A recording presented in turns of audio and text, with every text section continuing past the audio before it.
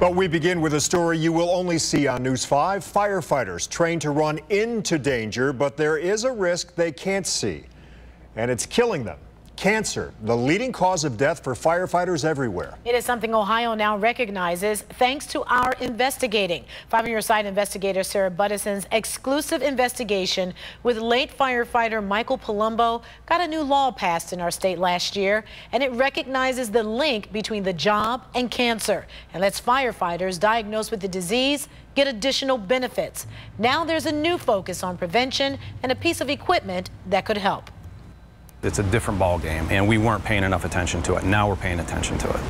News 5's Tara Molina spent some time with the Solon Fire Department while it works to raise money for that new protection. A lot has changed over the years when it comes to this job, the equipment, even the layout of this station. But the health-related warnings, new too. Steve Nash with Solon Fire introduced us to an old piece of equipment with a new form of protection, and a local business that's helping them raise money for it right now.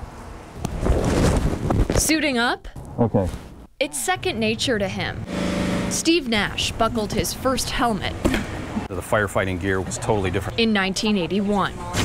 But what he and others are still adjusting to now. I'm a guy who does not like doctors.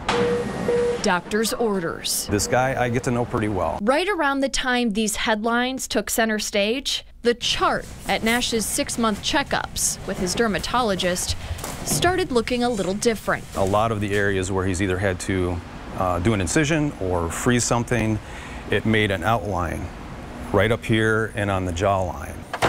I didn't think too much of it until we started looking at some of these reports and studies that are coming out.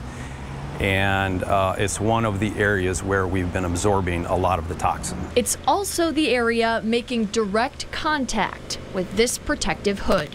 What we're finding out is it was acting like a sponge, absorbing a lot of the toxins, the soot, and to a detriment to us. It absorbs the nasty stuff and deposits in our skin. So, as part of new preventative measures, the department is looking at buying new hoods that look like this, but protect the wearer from fire and carcinogenic particles. They're about $90 a piece. Their want and a local business's want to help happen to line up perfectly.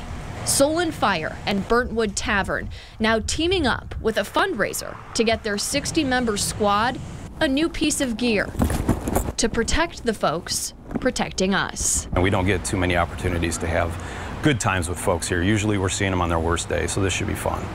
The fundraiser Burntwood Tavern is hosting is active online right now and is planned for the evening of September 7th. If you're interested in getting involved, I put some more information up on our website and our News 5 app.